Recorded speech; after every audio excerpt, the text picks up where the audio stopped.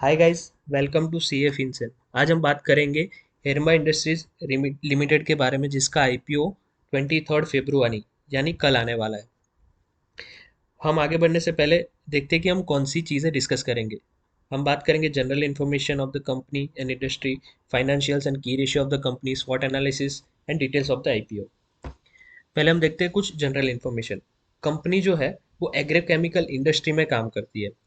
Agrochemicals यानी manufacturing of pesticides like insecticides, herbicides, fungicides etcetera. अभी ये जो कंपनी है वो ईयर 1992 में इनकॉर्पोरेट हुई थी। अभी हम एग्रोकेमिकल्स की बात करें तो उसमें तीन टाइप की प्रोडक्ट्स आती है। एक इंटरमीडियरी, फिर टेक्निकल्स एंड फॉर्मुलेशंस। इंटरमीडियरी में से टेक्निकल्स बनते हैं और टेक्निकल्स को यूज़ करके फॉर्मुलेशंस बनते हैं। तो कंपनी जो है वो तीनों टाइप के प्रोडक्ट्स बनाती है। यानी वो रॉ मटेरियल खुद प्रोड्यूस करती है which is used as for technicals, and ultimately its use for formulations. और ये इन तीनों प्रोडक्ट में से टेक्निकल्स एंड फॉर्मुलेशंस को हम मार्केट में सेल कर सकते हैं। सिर्फ इंटरमीडिएरी जो है वो इंटरनल कंजम्पशन के लिए यूज होता है।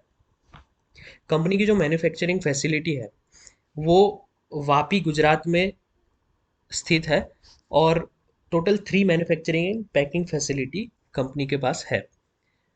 अगर मेजर एक्सपोर्ट्स की बात करें तो कंपनी का एक्सपोर्ट चाइना, ईरान और थाईलैंड में है, एज पर 2020 फाइनेंशियल्स। सबसे ज़्यादा एक्सपोर्ट चाइना में है which is 13 to 14% of total revenue. Company के कुछ फाइनेंशियल्स देखते हैं तो टोटल इनकम की बात करें, टोटल रेवेन्यू की बात करें तो मार्च 18 का रेवेन्यू 750 से बढ़ के मार्च 19 के साल का रेवेन्यू 1000 करोड़ के आसपास हुआ। और इसमें जो ज़्यादा से ज़्यादा सेल हुआ वो ज़्यादा एक्सपोर्ट की वजह से हुआ है। अगेन ईयर 2020 में सिमिलर सेल्स था which is 970 crore almost. And सितंबर 2020 के 6 महीने का जो सेल है वो 620 करोड़ के आसपास है। तो एक कंपनी का स्टेबल रेवेन्यू हमें दिखता है, जो कि एक अच्छे ग्रोथ के साथ बढ़ रहा है। कंपनी का अगर cost of raw material consume देखें तो वो फॉर द ईयर मार्च 2020 66% के आसपास रहा है। कंपनी का operating profit year on year बढ़ रहा है। 12% से लेके वो 16% तक बढ़ा है। कंपनी का profit after tax is also increasing year over year which is 6% in 2018, and it's 11% for the 6 month ending on सितंबर 2020। अगर की रेशियोज की बात करें तो कंपनी का जो रिटर्न ऑन नेटवर्थ है फॉर द ईयर 2020 वो 30.5% के आसपास है, which is a good return. Company का अगर नेट एसेट वैल्यू देखें तो सितंबर 2020 का net asset value is 97.62 rupees. Company का पी रेशियो 25.05 का है, जो इंडस्ट्री एवरेज अगर हम देखें पी रेशियो का कॉलम नीचे के स्क्रीनशॉट में, तो वो इंडस्ट्री के कंपैरिजन में काफ़ी कम है, विच इज़ गुड वैल्यूएशन। अगर हम डेट टू इक्विटी की बात करें तो वो 0.1 है, जो कि एक अच्छी सिचुएशन है क्योंकि 38 करोड़ के डेट के सामने 381 करोड़ का इक्विटी है। कंपनी का रिटर्न ऑन नेटवर्थ भी कंपैरेटिवली कंपिटिटर से ज़्यादा है, ईपीएस भी कंपैरेटिवली ज़्यादा है और नेट एसेट वैल्यू भी ज़्यादा है, एक्सेप्ट कि भारत रसायन लिमिटेड का एरनबा इंडस्ट्रीज लिमिटेड से थोड़ा ज़्यादा निकल के आता है। अगर कुछ strength, weakness, opportunity and threat देखें तो कंपनी का सबसे बड़ा स्ट्रेंथ है कि company is a export oriented unit. Company ने 60 से ज़्यादा कंट्रीज़ में अपना प्रोडक्ट एक्सपोर्ट किया हुआ है। कंपनी का जो डिस्ट्रीब्यूशन नेटवर्क है वो भी काफ़ी अच्छा है। 9,400 dealers having access to 21 depots across 16 states and 1 union territory in India. So एक ये काफ़ी अच्छा डिस्ट्रीब्यूशन नेटवर्क है।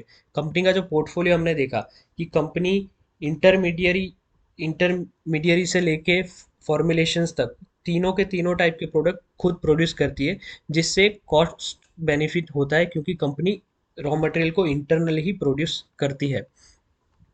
कंपनी के प्रोडक्ट्स के जो रजिस्ट्रेशन है वो भी काफ़ी ज़्यादा है। कंपनी ने 18 technicals, 103 technical and formulations for export market and 169 formulations for India for manufacturing and sale register किए हुए हैं। सो कंपनी का एक अच्छा प्रोडक्ट पोर्टफोलियो है। कंपनी के जो प्रोडक्ट्स है वो इंटरनेशनल मार्केट में भी रजिस्टर्ड है। Total 371 formulations are registered in 41 countries, जिसकी वजह से कंपनी ज़्यादा से ज़्यादा एक्सपोर्ट कर पाती है। कंपनी का क्लाइंट बेस भी स्टेबल है। टॉप 10 क्लाइंट से 20% of the total sales is generated. इसलिए हम बोल सकते हैं कि कंपनी का क्लाइंट बेस भी स्टेबल है। अगर वीकनेसेस की बात करें तो because of uncertainty in demand, company ने कोई भी सप्लायर के साथ लॉन्ग टर्म एग्रीमेंट साइन नहीं किया हुआ है, जिसकी वजह से हमको प्राइस का बेनिफिट नहीं मिल पाता है। कंपनी ने कुछ कॉरपोरेट गवर्नेंस के डिफॉल्ट्स भी किए हैं, लाइक कुछ इंटरनल ऑडिट अपॉइंटमेंट लेट किया, सीएसआर का कंप्लायंस लेट किया, ऐसे ऐसे कुछ फॉल्ट्स किए हुए हैं, जिसकी वजह से जो मैटर्स है वो कंपाउंडिंग के लिए पेंडिंग है, कंपाउंडिंग ऑफ ऑफेंस के लिए पेंडिंग है। कंपनी का कैश फ्लो भी from financing and investing activity only negative रहा है पिछले कुछ साल में।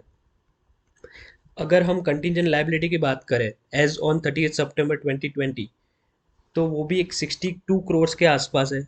अगर वो सब्सटेंशिएट हो जाती है तो कंपनी को ज़्यादा लायबिलिटी फेस करनी पड़ सकती है। कंपनी का अगर हम ग्रुप ग्रुप कंपनीज की बात करें तो उसमें शक्ति बायो साइंस लिमिटेड करके कंपनी है, जो विलफुल डिफॉल्टर के तौर पे कंपनी बैंक ने उसे जाहिर किया था, जिसकी वजह से क्या होता है कि कंपनी का लोन अगर पे करना पड़ा तो ज़्यादा लायबिलिटी आ सकती है।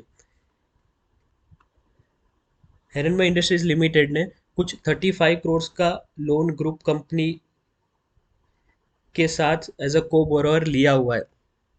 अगर वो कंपनी जिसने लोन लिया है वो पे नहीं करती है तो हिरनमय इंडस्ट्रीज लिमिटेड पे वो लायबिलिटी आ सकती है। ऐसे कुछ वीकनेसेस भी है।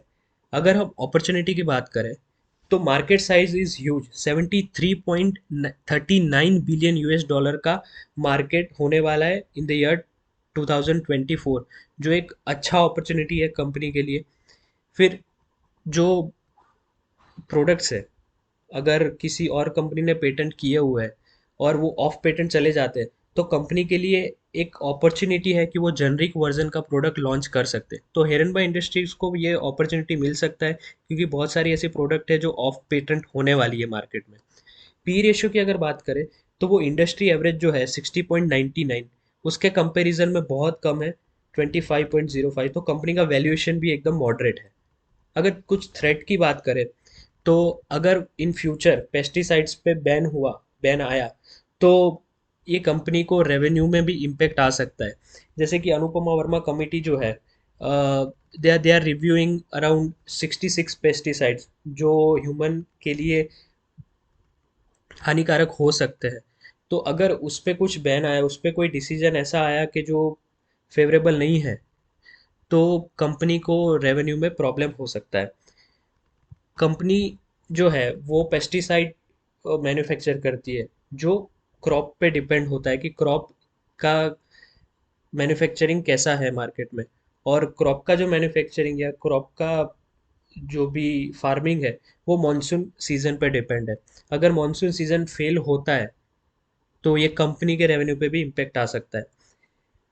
कंपनी जो है वो पेस्टिसाइड्स प्रोड्यूस करने के लिए जो भी एक्ट एप्लीकेबल है उसमें बहुत सारे रजिस्ट्रेशन लेने के लिए लायबल है।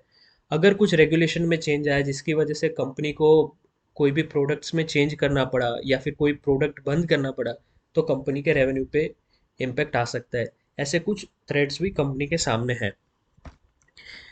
अगर हम देखें आईपीओ के डिटेल्स के बारे में तो ये आईपीओ है वो 23 फेब को ओपन होने वाला है, और last date to apply for this shares are 25 Feb.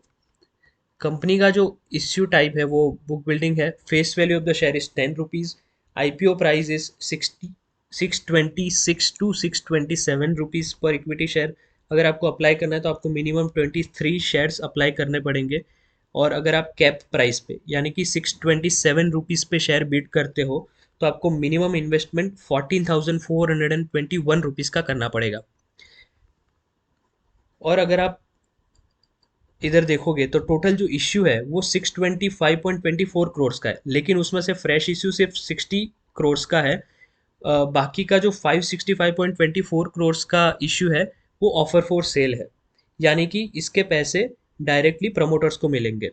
सिर्फ 60 करोड़ से वो हिरनबा इंडस्ट्रीज लिमिटेड को मिलने वाले हैं। कंपनी ने ये जो इश्यू लाया है वो वर्किंग कैपिटल रिक्वायरमेंट के लिए लाया है। और अगर आप अप्लाई करना चाहते हो तो आप नेट बैंकिंग के थ्रू अप्लाई कर सकते हो, या फिर कोई ऑनलाइन ट्रेडिंग ऐप है जैसे कि ग्रो, जीरोदा, शेयर खान, इसके थ्रू भी अप्लाई कर सकते हो। लेकिन अगर आप कोई ऑनलाइन ऐप के थ्रू अप्लाई करते हो तो आपको UPI mode of payment choose करना पड़ेगा, which is the only available option. So thank you so much guys, I hope कि आपको ये वीडियो पसंद आया होगा। अब हम मिलते हैं नेक्स्ट वीडियो में, तब तक के लिए बाय बाय।